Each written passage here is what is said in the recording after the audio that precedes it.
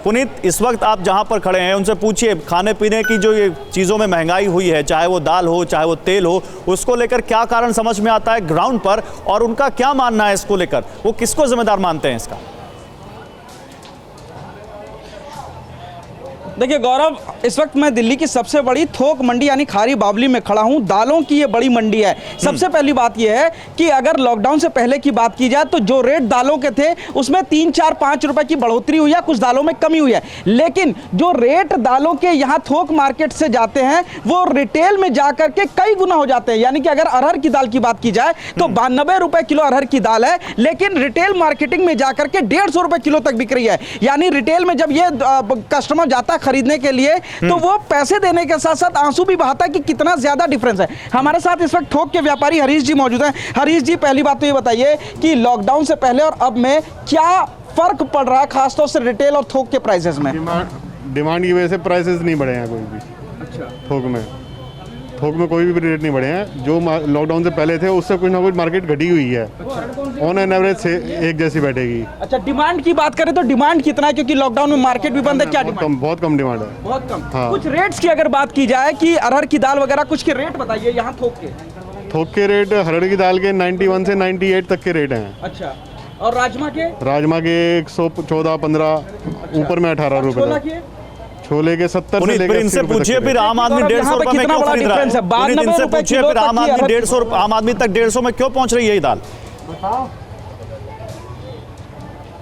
देखिए बिल्कुल सही बात है गौरव। ये बताइए, जब यहाँ पर थोक के रेट काफी कम है 92 तक, मार्केट रिटेल प्राइस में 150 रुपए तक है, तो वजह क्या आ रही है, क्यों वहाँ पर इतना महंगा? वो रिटेल का नहीं बता सकता क्योंकि उनके भी अपने खर्चे भी होते हैं और उनका क्या डिफरेंस, इतना गैप क्यों रख रखा है, वो चीज़ वो बता पाएंगे। देखिए जाहिर तौर पर गौरव, जो भाड़ा होता है भाड़ा भी काफी ज्यादा महंगा हो जाता है और लॉकडाउन की वजह से मार्केट बंद है। ऐसे में जो घर वाले, जो तमाम लोग खरीदने इन सामानों को जा रहे हैं तो रिटेल में इस वजह से प्राइसेस काफी ज्यादा है, लेकिन लगभग 1.5 गुने तक का रेट इन रिटेल वालों को देना पड़ रहा है कस्टमर को। अंतर बहुत ज्यादा हो चुका है। दाल सबसे इंपॉर्टेंट अरहर की मानी जाती है, लेकिन 150 रुपए किलो है, थाली से गरीब आदमी के दूर होती ही नजर आ रही है। छोले की बात की जाए यहाँ पर 70 रुपए किलो है, लेकिन ये मार्केट में जाकर के 110 और 120 रुपए किलो तक भी मिल रहा है। गौरव, ये भी एक अलग सा फंडा है यहाँ पर, इस पर भी पूछेंगे आप शरद कोहली जी से जो हमारे साथ इकोनॉमी। हाँ शरद जी, कोई प्रतिक्रिया आपकी जल्दी दीजिए, बताइए, फिर मैं बताना चाहता हूँ कि देश विदेश की बैंकिंग एजेंसियां क्या कह रही हैं देश की इकोनॉमी पर।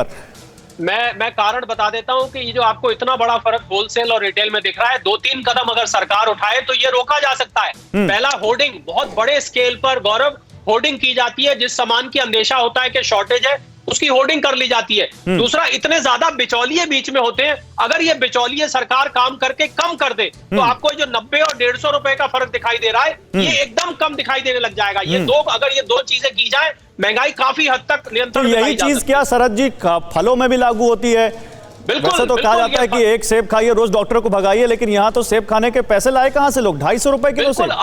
सबसे ज्यादा तो कृषि क्षेत्र में, सब्जियों में, फलों में, अनाज में जो बिचौलियों ने सारी मार्केट का बेड़ा गर्क कर दिया है, उसी की वजह से किसान गौरव बेचते टाइम रोता है और ग्राहक खरीदते टाइम रोता है। बीच में कुछ लोग हंसते हैं। कौन हंसते हैं? बिचौलिए हंसते हैं। मुझे लग रहा है बिचौलियों पर अगर कार्रवाई की जाए, होर्डिंग पर कार्रवाई की जाए और कुछ हद तक। अच्छा शरद जी, देखिए अब मैं कुछ टेक्निकल चीजें बताने जा रहा हूं और मैं आपसे उम्मीद करूंगा कि आप उनको हमारे दर्शकों को आम भाषा में समझाइएगा, क्योंकि बार्कलेज जो कि यूके का एक बड़ा बैंक है और भारत का जो SBI है, दोनों ने भारत की अर्थव्यवस्था पर इस दूसरी लहर से कितना नुकसान पहुंच सकता है इसको लेकर अनुमान जताया है, और यह अनुमान कितना सच साबित हो सकता है और यह अगर सही होता है तो आम आदमी की जेब पर कितना असर पड़ेगा ये समझिए।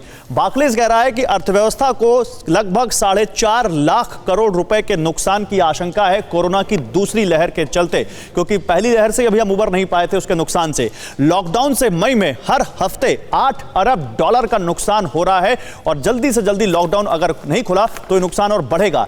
अप्रैल के आखिरी 2 हफ्ते में हर हफ्ते $5 अरब से ज्यादा का नुकसान हुआ है, यह बार्कलेज कह रहा है भारत के लिए लॉकडाउन की वजह से। अब हम यहां पर बात करें अगर और ग्रोथ रेट जो कहा जा रहा था कि डबल डिजिट में होगी क्योंकि कोरोना के लॉकडाउन के बाद एकदम से जंप करेगी इकोनॉमी, उस पर भी डंड पड़ा है। ग्रोथ रेट का जो यहां प्रेडिक्शन है वो 10% से घटाकर 9.2% कर दिया गया है बार्कलेज की तरफ से। यानी जिस तेजी से भारत के आगे भागने की बात कही जा रही थी, आगे बढ़ने की बात कही जा रही थी, उस पर भी फर्क पड़ा है। अब एसबीआई रिसर्च की रिपोर्ट क्या कहती है?